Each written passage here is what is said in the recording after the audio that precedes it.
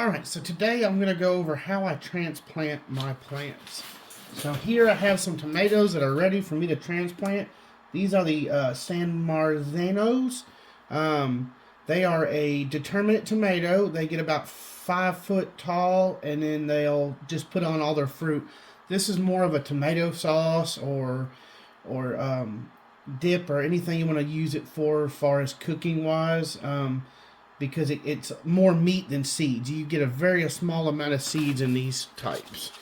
So what I will do, got my mixture, potting mixture down here. I'll put just a little bit in the pot and see. So you'll see some here where there's 3 right there. Those are some good looking tomatoes. I'm not going to pull one out, throw it away, or I'm going to use all of these. So when I have multiple, pop it up, and I will pull it out. And then what I will do is I will break this apart, just like that.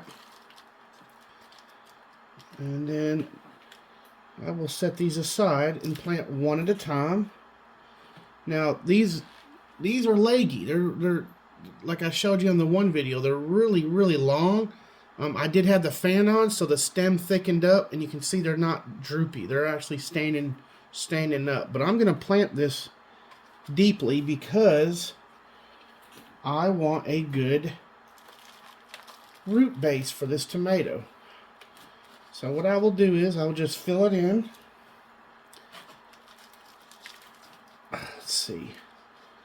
I can put a little bit more. Don't pack it down too tight. You want the roots to be able to get in there a little bit. You pack it too tight, it'll kind of root bound it. But try not to let the leaves touch the dirt as much as possible. Kind of hard. But just like that. Now I turned 3 tomatoes into 3 separate tomatoes. And sometimes you'll get where you have some that didn't grow at all. I've got a couple here that didn't even sprout. And they may sprout later.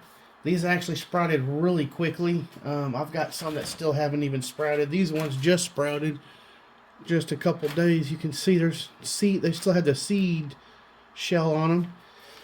But that's how I do that. And I'll transplant anywhere from 5 to 1,000 plants. It just depends on what I'm growing. I still have to plant my squash. I have not planted squash yet.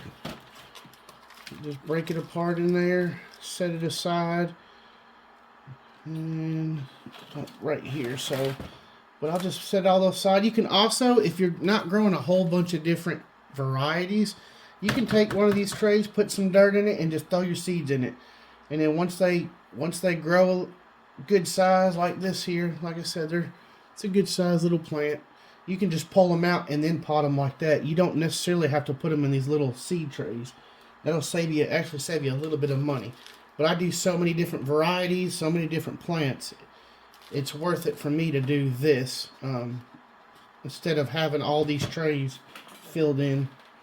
You may want to get ones with holes if you're going to do it like that, so they will drain. Get a little bit deeper. I'll press it down a little bit and fill this bad boy up.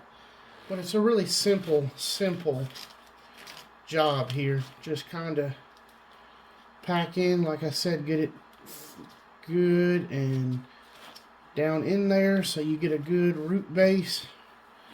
Helps when you transplant them. And you'll see these things really take off within about a week. They'll really start to grow. But I just want to go over that real quick. That's a really simple, easy, and quick way to transplant, and you get more plants. You turn just a few little seed trays into 20 or 30 single plants like that. But thanks for watching. Subscribe, like.